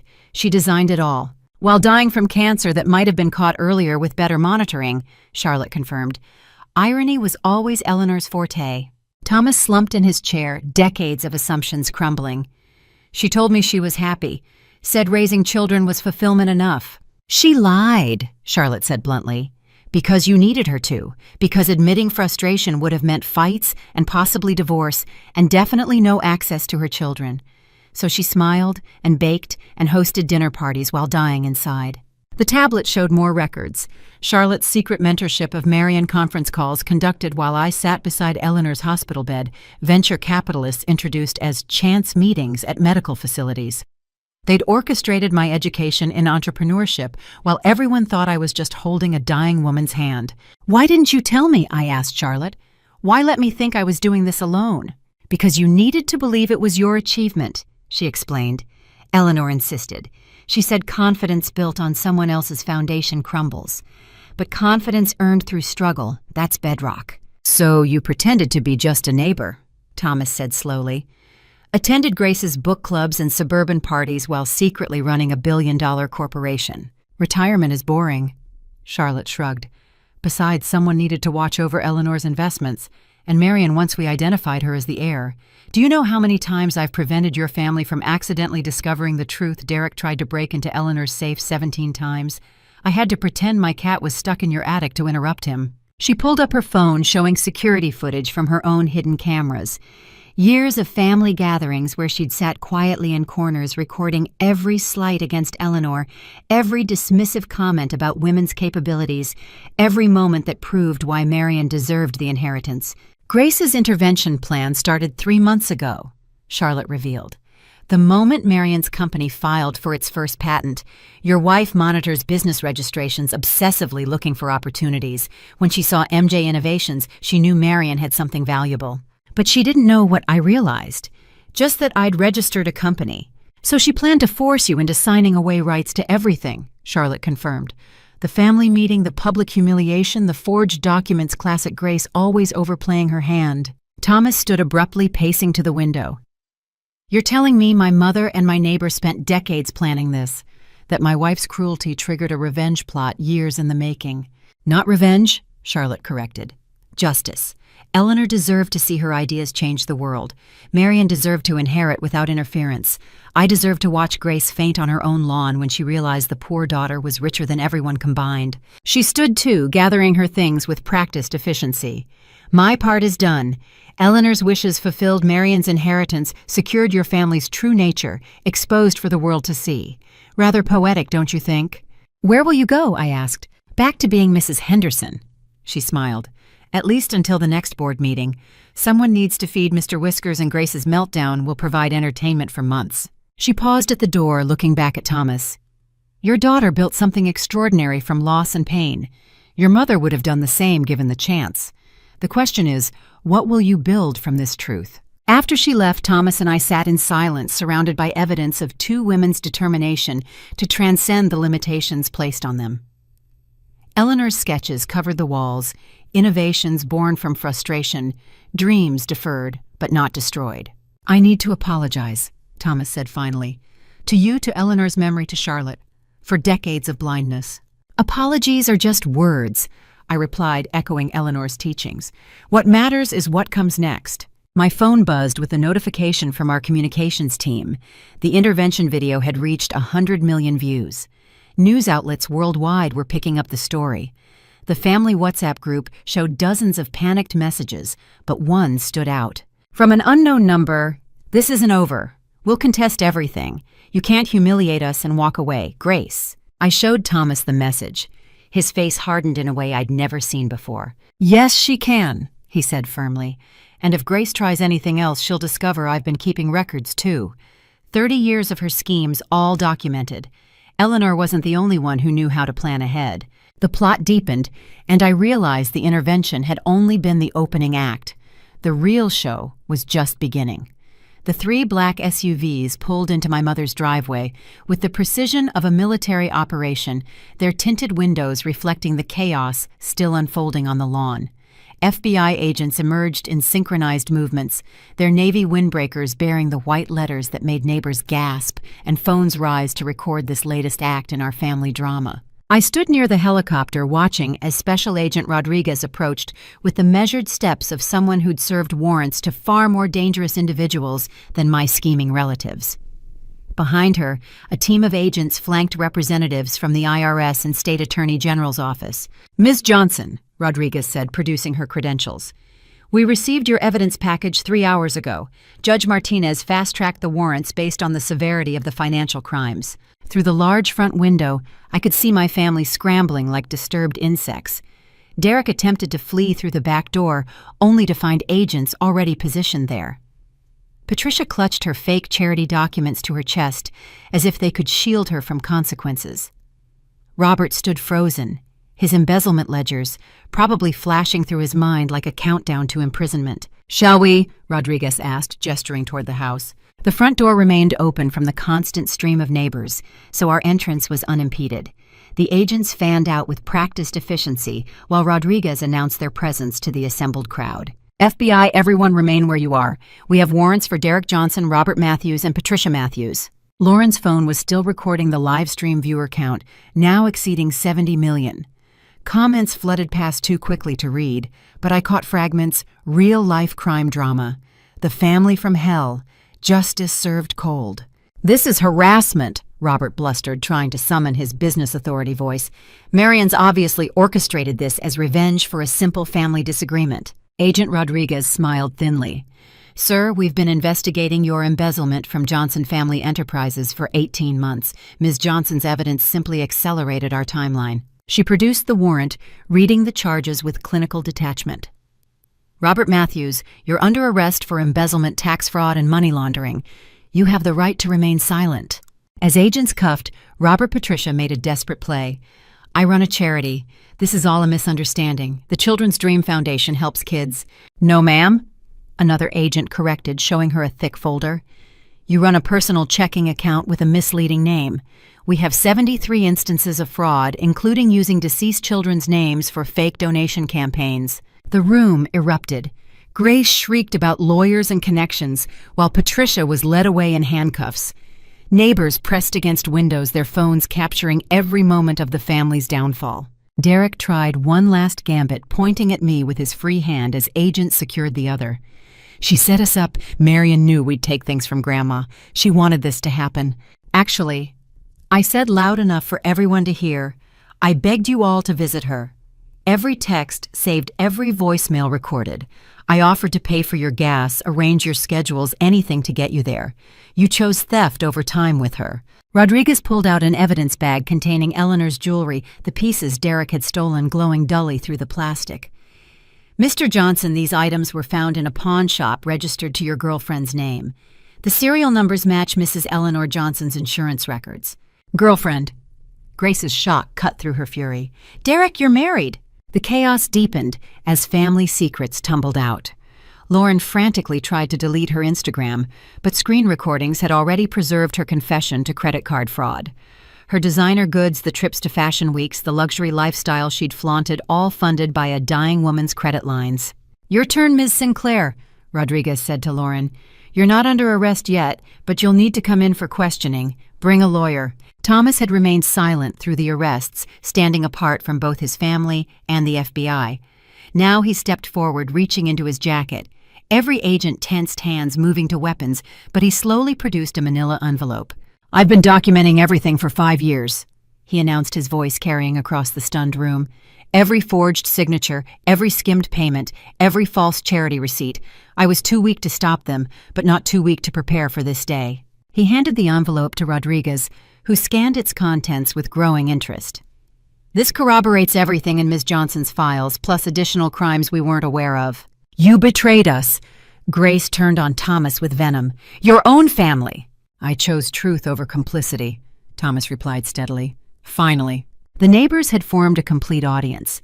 Now the intervention's original witnesses to my supposed failure, now watching my family's actual collapse. Mrs. Chen live-streamed to her prayer group while Dr. Peterson took notes like he was observing a clinical study in family dysfunction. Bradley attempted to slip out during the chaos, but I'd anticipated that.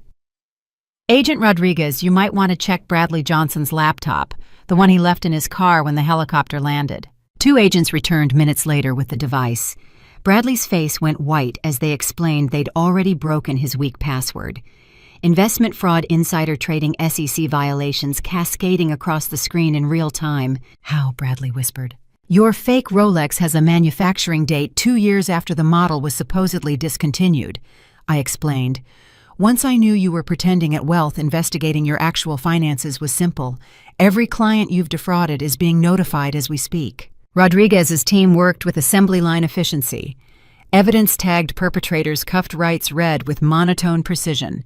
The local news had arrived, their cameras capturing what would become Denver's most watched crime story of the decade. Grace made one last stand, drawing herself up with whatever dignity remained.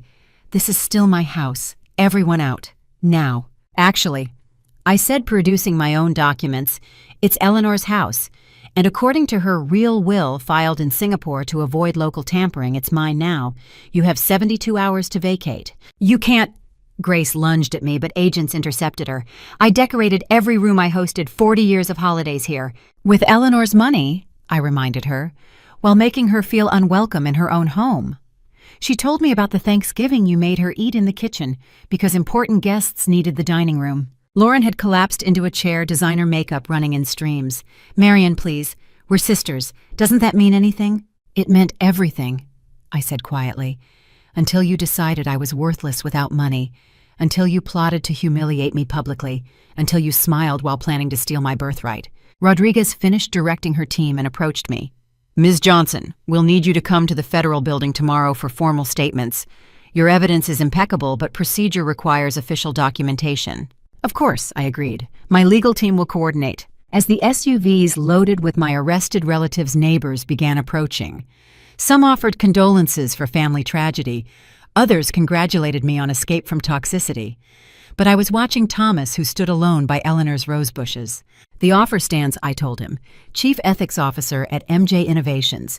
But you'll start at entry level, prove yourself like everyone else. I'd expect nothing less, he said. Eleanor would approve of making me earn redemption. Sirens faded as the FBI convoy departed. Grace stood in the doorway of what was no longer her house, surveying the wreckage of her carefully constructed life. The neighbors dispersed slowly, already texting and calling to spread the story. 72 hours, I reminded Grace. The moving trucks arrive Monday. Where will I go? For the first time, her voice held genuine fear rather than manipulation. That's not my problem, I said. Just like my struggles weren't yours when you thought I was poor. I walked back to the helicopter, leaving behind the house where I'd grown up, where Eleanor had been diminished, where family meant obligation rather than love. Charlotte Henderson watched from her window, raising a champagne glass in salute. As we lifted off, I saw the neighborhood that had witnessed my supposed humiliation transformed into the stage for my family's downfall. Justice served with helicopter precision exactly as Eleanor and Charlotte had planned. My phone showed hundreds of messages. Job applications from former employees of Bradley's firm, thank you notes from Patricia's fake charity victims' interview requests from major media outlets. The story had transcended family drama to become a parable about greed, justice, and the price of underestimating those we claim to love. "Where to now?" the pilot asked. "The office," I decided. "We have a foundation to launch and an empire to run. Eleanor's legacy is just beginning." Below my childhood home grew smaller, taking with it decades of dysfunction. But somewhere in those rooms, Eleanor's spirit probably laughed at the divine justice of it all. The family who'd dismissed her had been undone by the granddaughter who'd loved her. The legal reckoning was complete, but one more surprise remained in Eleanor's carefully orchestrated plan. Thomas arrived at MJ Innovations the next morning at 6 a.m., an hour before I'd asked him to come. Security footage showed him standing in the lobby, studying the wall of patents bearing Eleanor's posthumous name, his weathered face cycling through emotions I'd rarely seen him express. When I met him in the executive conference room, he'd transformed. Gone was the passive man who'd enabled decades of family cruelty. His gray suit was modest, but pressed his posture straight, his eyes clear with purpose. I remembered from childhood before compromise became his default. "I brought these," he said, producing 3 banker's boxes from beside his chair. "Journals, recordings, evidence I've collected since your mother first started her schemes. I was too cowardly to use them before, but maybe they'll help others now." I opened the first box, finding notebooks dated back 37 years. His meticulous handwriting documented Grace's first forged check, her initial manipulation of Eleanor's accounts, the slow escalation of greed that poisoned our entire family. "You knew from the beginning," I said, not accusingly, but with genuine curiosity. "Why stay silent?" Thomas sank into his chair, suddenly looking every one of his 68 years. "Because I loved her once. The real her before money became her religion. I kept thinking if I'd just waited, documented, prepared someday, I'd find the courage to stop it." He pulled out a particular journal opening to a page bookmarked with a photo. Young Grace smiled beside him at their wedding, radiant with what looked like genuine joy. Below, his notes described their first apartment, their shared dreams, the woman she'd been before Eleanor's wealth became accessible. "Your mother grew up poor," he explained, "not just modest, grinding, humiliating poverty. When she married into the Johnson family and discovered Eleanor's hidden wealth, something broke inside her, or maybe revealed itself. I could never decide which." The next box contained recordings on old cassette tapes, each labeled with dates and events.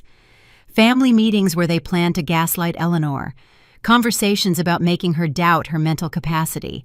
I recorded everything from my study, too ashamed to intervene, but unable to ignore. I inserted one tape into the player I'd brought. Grace's younger voice filled the room, coaching Derek and Lauren on how to manipulate their grandmother. "Always mention how tired she looks. Suggest she's forgetting things. If we can get power of attorney by Christmas—" "I failed Eleanor," Thomas said simply. "Failed you. Failed myself. But maybe these records can prevent other families from suffering the same poison." "Tell me about the good years," I requested, surprising him, before it all went wrong. Eleanor sometimes mentioned them but never gave details. Thomas's face softened. "Your mother was brilliant with languages. She wanted to be a translator for the UN Travel the World Bridge cultures. We'd spend hours planning adventures, learning phrases in Mandarin and Arabic and Swahili." He showed me another photo, Grace teaching elementary school, surrounded by immigrant children she'd helped learn English. She volunteered every weekend, said helping others find their voice was her calling. "What changed?" "Eleanor invited us to move into the family property when you were born," Thomas recalled. Grace discovered the scope of Johnson family wealth, not just comfortable money, but generational wealth. She started calculating what each child would inherit, planning how to maximize access. The transformation had been gradual but complete. The idealistic teacher became a society manipulator. The woman who'd helped immigrants find their voice silenced her own mother-in-laws. The poverty she'd escaped became a demon that drove her to ensure she'd never be vulnerable again. "But you could have left," I pointed out. "Taken us kids started over." "With what judge granting me custody in 1995? Thomas laughed bitterly. A housewife mother versus an unemployed father who'd given up his career to support hers. Besides, I convinced myself staying meant protecting you and Lauren from the worst of it. The third box held the most damning evidence documents showing Grace's attempts to have Eleanor declared mentally incompetent legal filings Thomas had intercepted and hidden medical records she'd tried to falsify with Patricia's help. 6 years ago, they nearly succeeded, he revealed. Had a doctor ready to sign commitment papers. I threatened divorce exposure, everything I could think of. It was the only time I stood up to them before yesterday. What made you stop them? You, he said simply. You'd started visiting Eleanor more frequently. I knew if they put her away, you'd lose the only family member who truly loved you. So I made a deal with the devil. I'd stay quiet about everything else if they left Eleanor alone. We sat in silence, processing decades of complicity and compromise. Through the windows, Denver sprawled beneath us, oblivious to the family dramas playing out in its towers. My phone showed continued fallout from yesterday's arrests, Bradley's clients filing lawsuits, Patricia's fake charity victims organizing a class action, Derek's assets being frozen. I've drafted something, Thomas said, pulling out a final document. A public confession. Everything I knew when I knew it, why I stayed silent. If you're building a foundation for family financial abuse victims, they need to know how enablers work too. The confession was brutal in its honesty. He detailed every moment of cowardice, every rationalization, every time he'd chosen comfortable silence over difficult truth.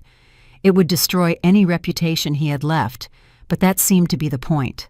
You don't have to do this, I said. Yes, I do, he insisted. Eleanor forgave me before she died, you know. Said she understood why I'd stayed even if she wished I'd been stronger.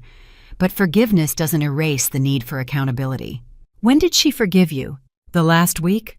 Thomas's voice broke slightly. You'd stepped out for supplies.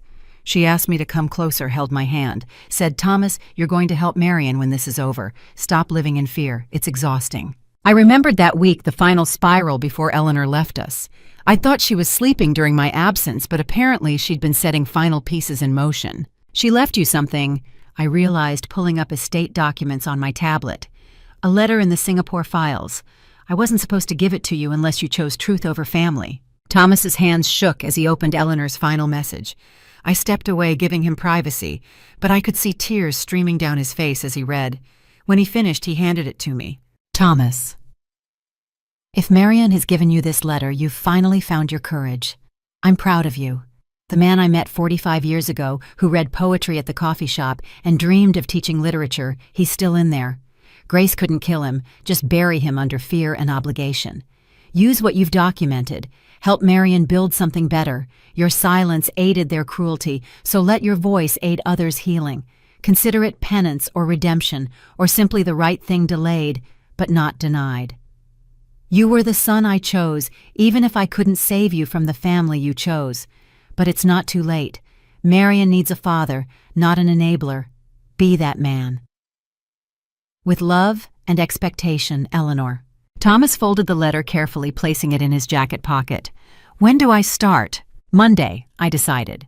Entry-level compliance officer reporting to Sarah. You'll help design systems that detect family financial abuse before it destroys lives. Your experience as an enabler will help us understand warning signs others might miss. Minimum wage, he asked with slight smile. To start, Eleanor believed in earning advancement. I pulled up employment documents. But full benefits, including therapy coverage. You'll need it, and so will many employees we hire from similar situations. He signed without hesitation, no negotiation or complaint. The man who'd spent decades avoiding confrontation committed to a role that would require him to confront abuse daily. There's something else, Thomas said as we concluded. Grace sent messages this morning. She's staying with her sister in Colorado Springs, planning to contest the will. She's convinced Bradley's lawyer friends will find loopholes. I smiled, remembering Eleanor's meticulous planning. Let her try. Charlotte Henderson has recordings of Grace discussing plans to murder Eleanor for inheritance. We held that back from the FBI, but if she contests anything... Thomas paled. Murder. Theoretical discussions with Patricia about untraceable poisons. I confirmed. They never acted on it, But conspiracy to commit murder doesn't have a statute of limitations. The weight of his family's evil settled over Thomas like a shroud. But instead of crushing him, it seemed to strengthen his resolve. He stood straighter, meeting my eyes directly. "I'll spend whatever years I have left trying to balance the scales," he promised. "Not for forgiveness, I don't deserve that, but because Eleanor was right. It's the right thing delayed but not denied." As he left to begin preparing for his new role, I reflected on redemption's complex nature. Thomas would never undo his decades of silence, but he could help prevent others' suffering. His documentation would become training materials. His insights into enabler psychology would shape our foundation's approach. My phone buzzed with a message from Charlotte. "Saw Thomas leaving. Eleanor would be pleased. Phase 3, ready when you are." Phase 3. Eleanor's plan had more surprises waiting, but first I had a foundation to launch and a father to rebuild. The family that had tried to break me was creating the very tools for healing others. Justice, as Eleanor taught me, wasn't just about punishment. It was about transformation, even for those who'd failed when it mattered most. The main auditorium at MJ Innovations had been transformed into a courtroom of conscience. 200 employees filled the seats, their faces reflecting everything from curiosity to concern. As my family members filed onto the stage I'd had specially configured for this moment. The live stream cameras were already rolling. If they'd wanted public spectacle at their intervention, I'd give them public accountability. Derek sat hunched in an ill-fitting suit borrowed from courthouse, holding his designer image stripped away with his seized assets. Lauren fidgeted with her phone, though I'd had the Wi-Fi configured to block social media access from the stage. Patricia and Robert appeared via video link from federal detention, their orange jumpsuits a stark contrast to the charity galas and business meetings they'd once dominated. Bradley stood apart, his false confidence shattered like his fake Rolex.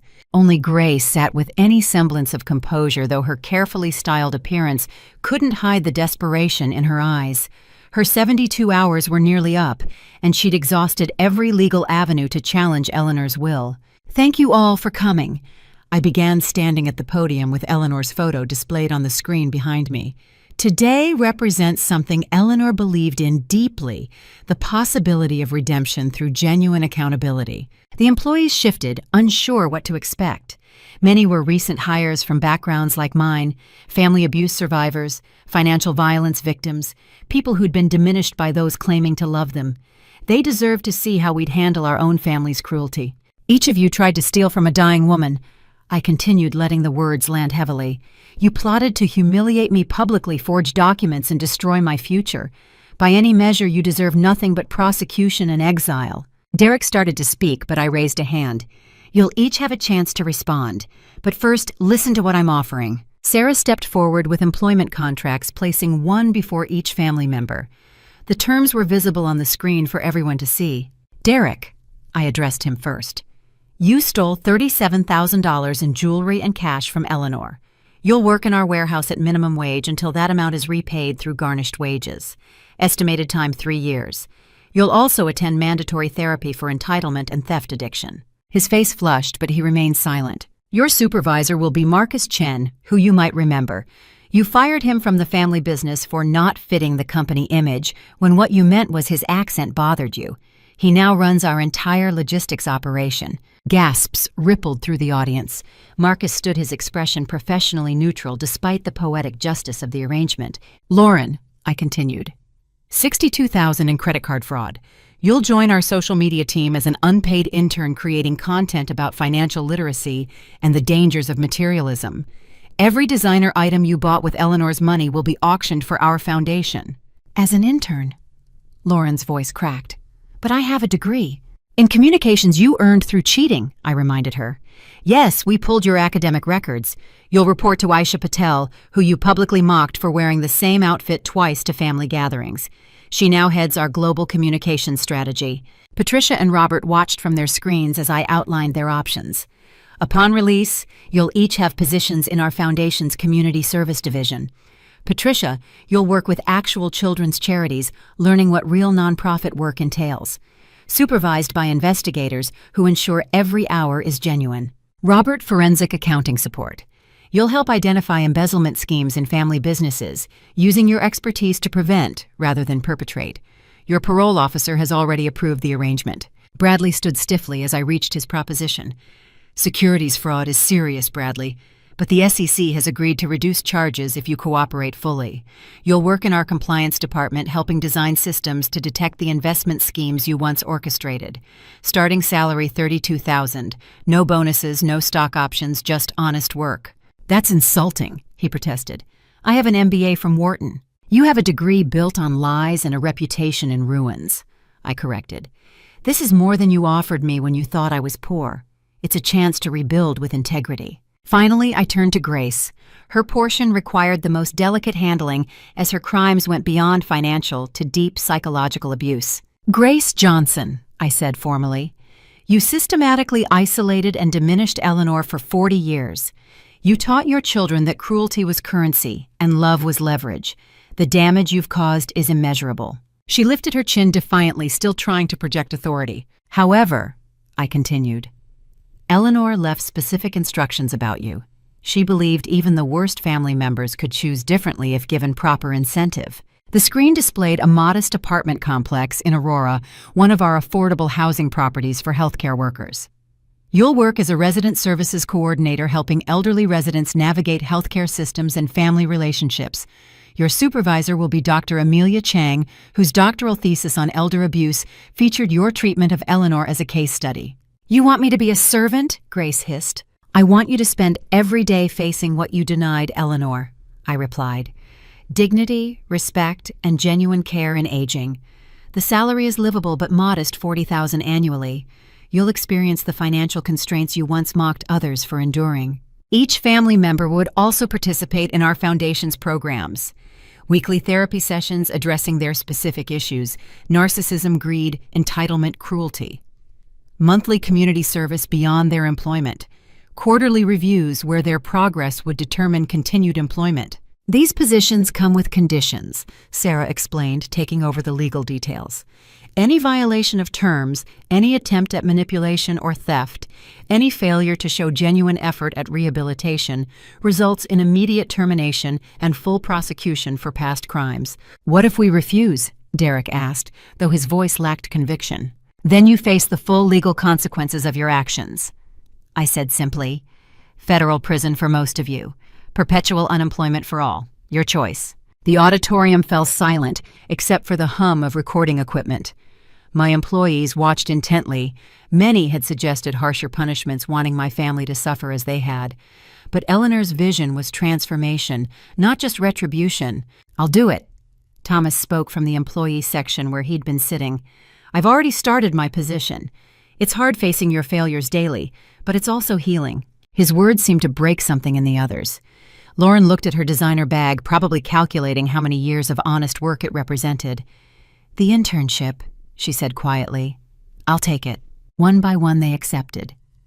Derek grudgingly, Patricia tearfully, Robert with resignation. Bradley tried negotiating but eventually conceded. Only Grace held out, staring at me with decades of resentment. You're enjoying this, she accused. No, I said honestly. Watching family destroy itself brings no joy, but watching them choose accountability, that brings hope. What would Eleanor say? Grace played her last card, invoking the woman she'd tormented. I smiled sadly. She already said it. She left each of you letters to be delivered only if you accepted these positions. Your first day of honest work earns you her final words. That broke Grace's resistance. The possibility of Eleanor's forgiveness, even posthumously, was too powerful to refuse. She reached for the contract with trembling hands. I'll need training, she admitted. I don't know how to serve others. That's the point, I assured her. You'll learn, and maybe eventually you'll understand what you denied Eleanor, the dignity of being seen as fully human. As they signed their contracts, the employees applauded, not mockingly, but with recognition of witnessing something rare. Accountability accepted transformation, beginning cycles breaking in real time. One more thing, I announced. These positions aren't charity. You'll be held to the same standards as any employee. Performance reviews, advancement possibilities, termination if warranted. Eleanor believed in earning success, not inheriting it. The orientation packets Sarah distributed included their supervisor's contact information, therapy schedules, and copies of Eleanor's biography, required reading for understanding the woman they'd wronged. When do we start? Robert asked from the screen. Upon release for you and Patricia, Monday for the others. I looked at each of them. Use the time to reflect on who you want to become. These jobs aren't punishment, they're possibilities. As security escorted them out to prepare for their new lives, employees approached with questions and comments. Many shared their own stories of family financial abuse, expressing amazement at seeing perpetrators choose accountability. "Will it work?" asked Destiny, a young developer who'd escaped her own toxic family. "I don't know," I admitted. But Eleanor believed in second chances earned through effort. If even one of them genuinely transforms, her faith is vindicated. My phone showed messages from around the world, other companies wanting to implement similar rehabilitation programs, families seeking guidance on accountability processes. The live stream had garnered millions of views in hours, sparking conversations about justice versus vengeance. Charlotte appeared on the main screen via secure connection from New York. "Eleanor would be proud," she said simply. "You've given them what she never received a chance to choose differently." The proposition was complete.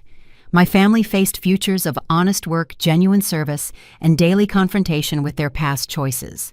Some would rise to the challenge, others might fail, but all had been offered what they'd denied others: an opportunity for redemption through effort. As the auditorium emptied, I stood before Eleanor's photo, remembering her words during those final weeks. "Don't let them rot in their cruelty, dear.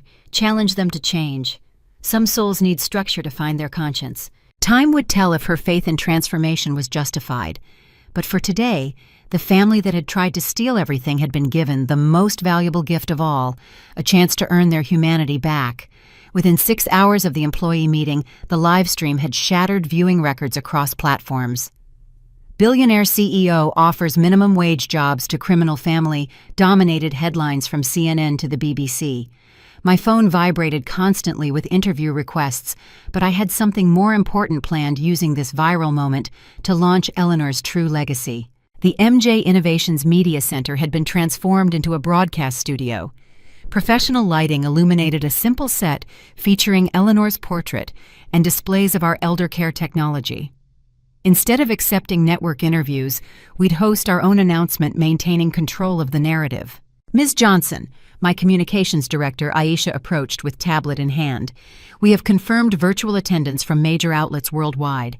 The family employment video has reached 200 million views. Twitter is calling it the ultimate revenge, and restorative justice gone viral." "Perfect timing," I said, adjusting the microphone. "Is Charlotte ready?" The main screen flickered to life, showing Charlotte Henderson in her Manhattan office, no longer hiding her CEO identity. Split screens revealed other participants: Senator Warren from Washington, 3 Nobel laureates in economics and medicine, and dozens of family financial abuse survivors who'd reached out since the intervention. "We're live in 2 minutes," Aisha announced. "The foundation website is ready to handle traffic. Legal has approved all documentation. Financial pledges are confirmed." I thought of Eleanor's words during one of our midnight conversations. "Money is just stored energy, dear. It only matters when it moves, when it works, when it helps." Today, her stored energy would begin its true work. The cameras went live. Around the world, millions tuned in, expecting more family drama.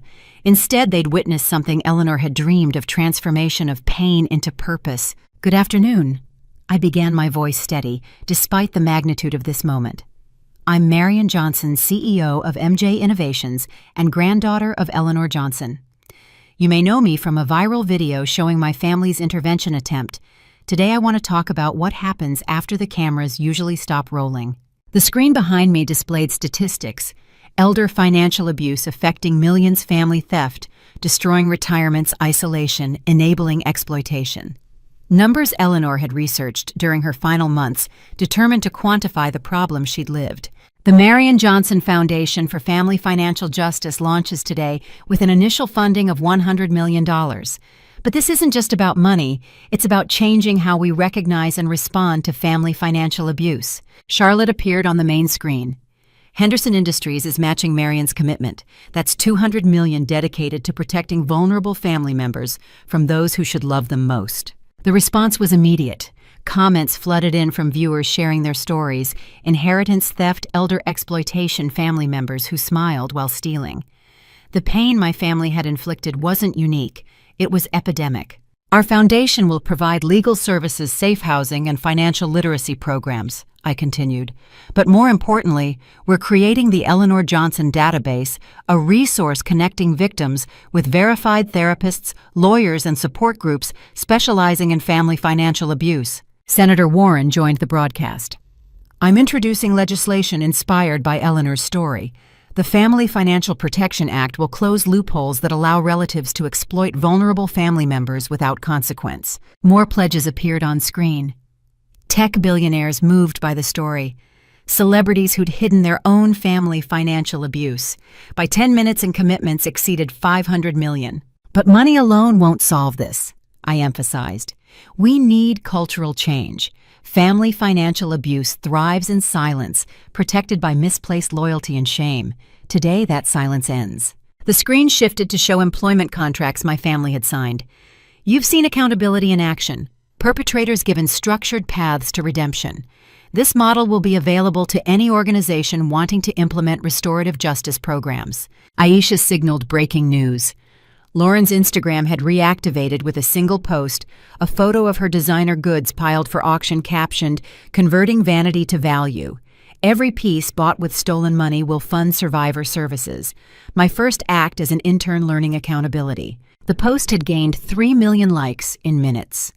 Comments ranged from skeptical to supportive, but the impact was undeniable. A perpetrator publicly choosing transformation inspired both hope and heated debate. I want to address the criticism, I said, acknowledging the harder conversations. Many ask why I'm giving criminals jobs instead of just prosecuting. Why offer redemption to those who showed no mercy?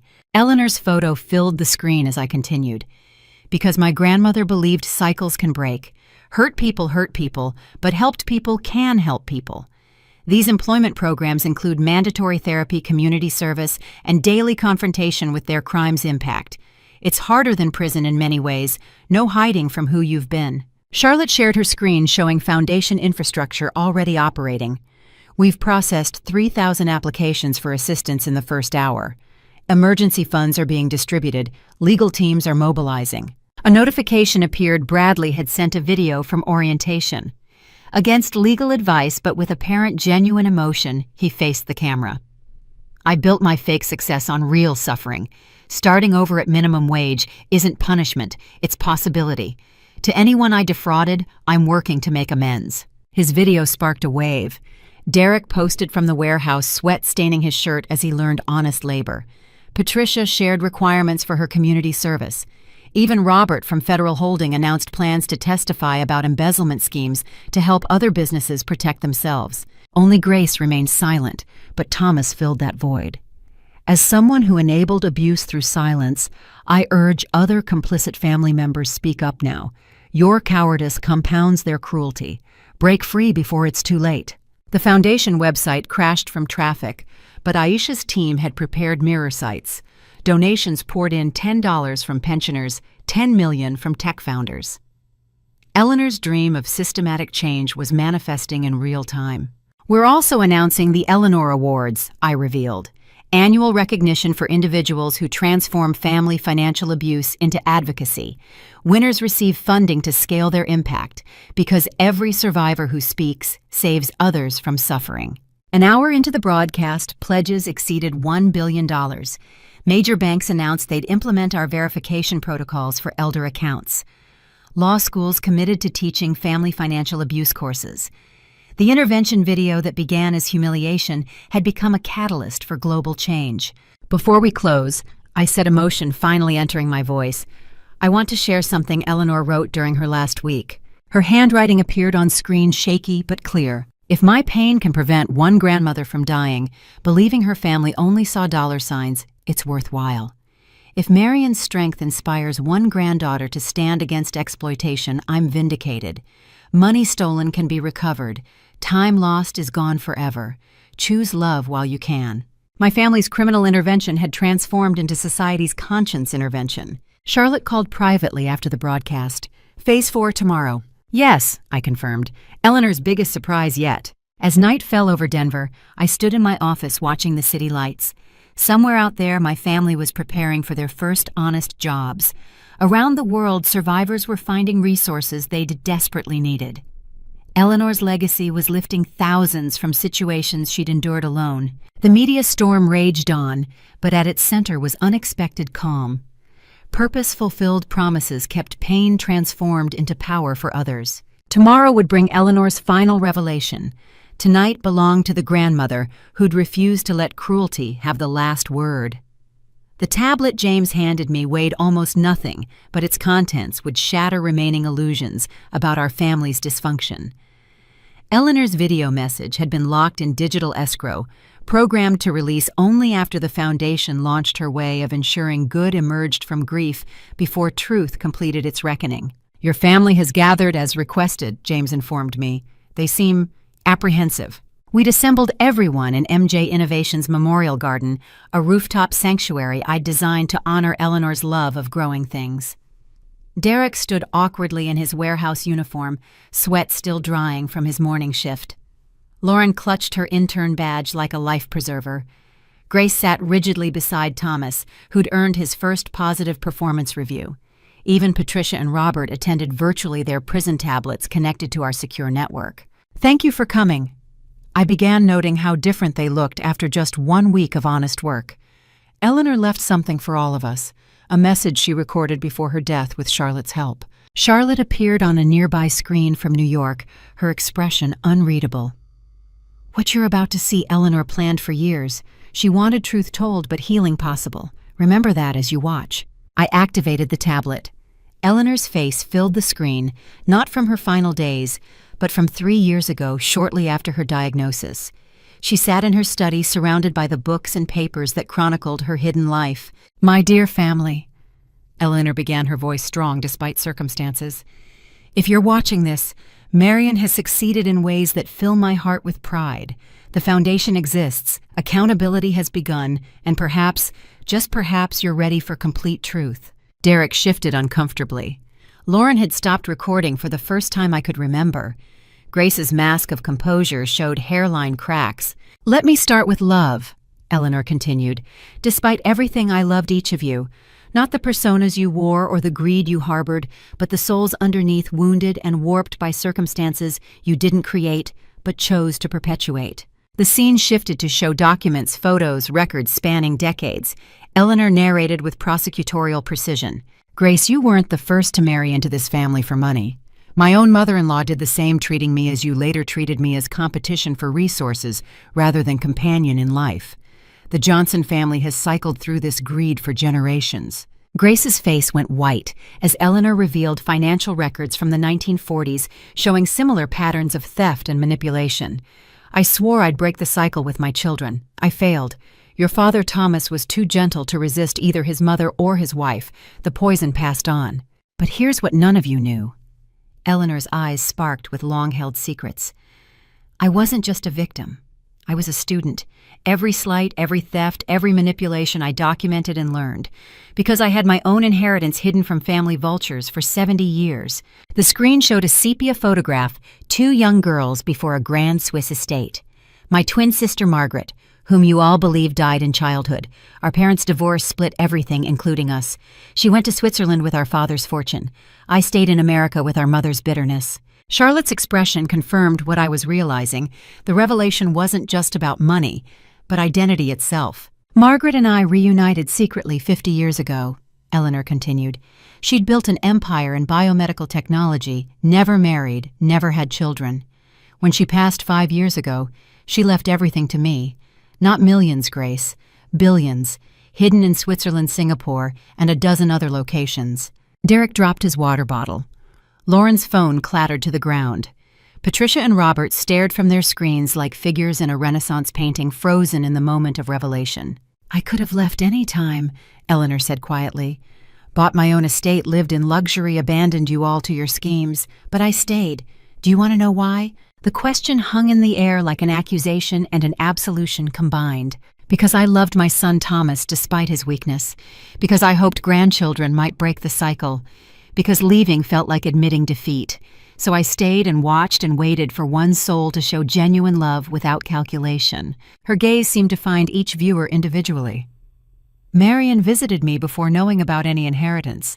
She sacrificed career and comfort to hold my hand through chemo.